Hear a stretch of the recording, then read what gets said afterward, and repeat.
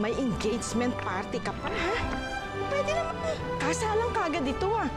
Chang, si Henry po may gusto nito. Gusto daw po niya ako ipakilala sa pamilya niya at saka sa mga kaibigan niya. Diyos ko, Mabel, talagang hindi ako makapaniwala na magkakaasawa ka na nga ng mayaman. Sa wakas, makakatikim na rin tayo ng ginhawa.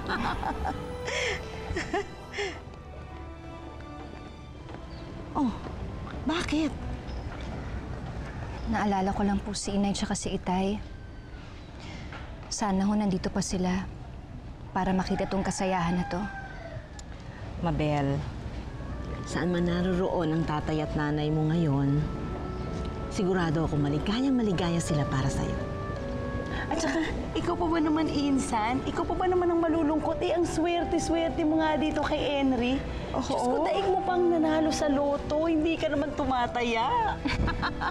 At saka, Talaga to si Doris, oh. Diyos ko, daig mo pa si Cinderella nito, no?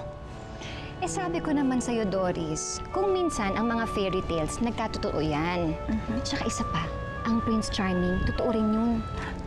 Naku, ako kaya. Kailan ko kaya makikita yung Prince Charming ko? Ay, Mabel.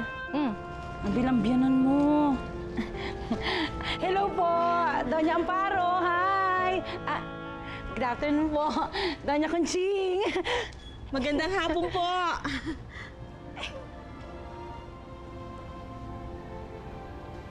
Ang suplada naman ng biyenan mong hilaw.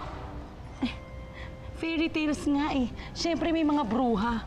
Yan na yun, pinsan, yan yun. Doris, huwag ka maingay. Baka mamaya marinig ka nila.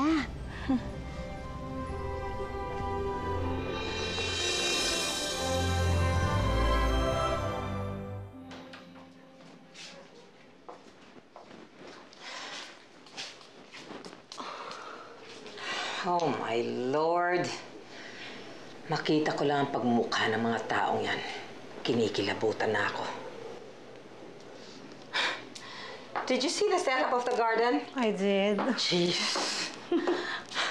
At nakita mo yung fabric ng mantel. Ang design, ang kulay, hindi ko maintindihan. Ampi, what do you expect sa taste nila? Ang hindi ko nga maintindihan kung bakit pinabayaan mo pa sa kanilang preparation engagement party. And their tastes are so cheap.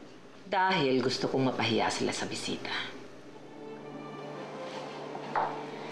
Dahil gusto kong ma-realize ni Enrico na mali ang babaeng pakakasalan niya. This is actually all your fault.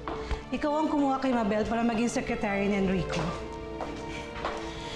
Hindi ko naman alam na aakitin niya ang anak ko eh. My God, darling Ampi, para namang hindi mo alam, poor girl like Mabel, target na naman pangasawa mga tulad ni Enrico. Guwapo, mayaman pa. Well, I won't allow it. Gagawin ko ang lahat para hindi matuloy ang kasal.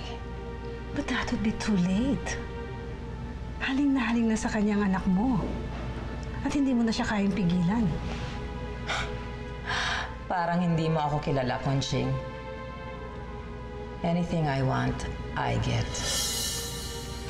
Sa akin lumaki si Enrico. Ako ang humubog sa kanya. At may paraan ako para mapasunod ko siya sa lahat ng gusto ko. Okay, if that's what you said. And mark my word, hindi matutuloy ang kasalang ito. Poor girl. Oh my God. Oh, Ampi. Tingin ko narinig yata tayo ng chismosang pinsan ni Mabel. She just went out.